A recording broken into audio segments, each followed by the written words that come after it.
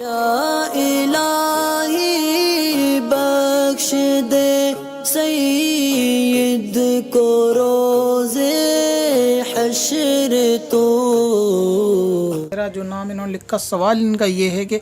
नी यानी घुटना वगैरह बदलना ये जायज़ है? इन डॉक्टर इस तरीके के जो मामलात के अंदर के बहुत सारे के अंदर घुटने की हड्डी ख़राब हो जाती है, टोकरी को कटोरी जिसको शायद बोलते हैं, वो ख़राब हो जाती है। कोई ऐसा पार्ट होता है कि जिसको बदला जाता है, तो क्या उसको बदलवा सकते हैं या नहीं बदलवा सकते?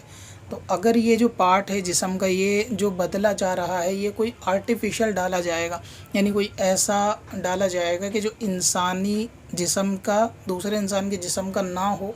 तो उसको जो है वो बदलवा सकते हैं या उसकी सर्जरी वगैरह कराना चाहें, अगर ज़रूरत है तो उसको करवा सकते हैं। लेकिन अगर ये ऐसा होगा कि किसी और शख्स का निकाल कर डाला जाएगा, मसलन ये कि जो शख्स इंतकाल कर गया उसका, या हॉस्पिटल के अंदर जिन लोगों का पोस्टमार्टम वगैरह करते हैं उसके पार्ट्स ऑफ बॉडी निकाल कर, और उस आदमी का घुटना या कोई जिस्म का आज़ा दूसरे जिस्म के अंदर ये लगाया जाएगा,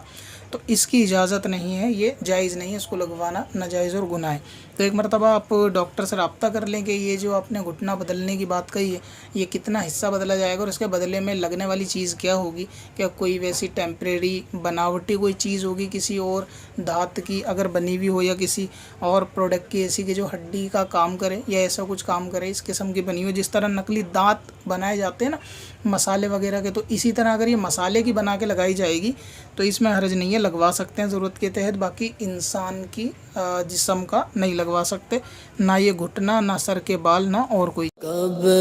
से अपनी खताओं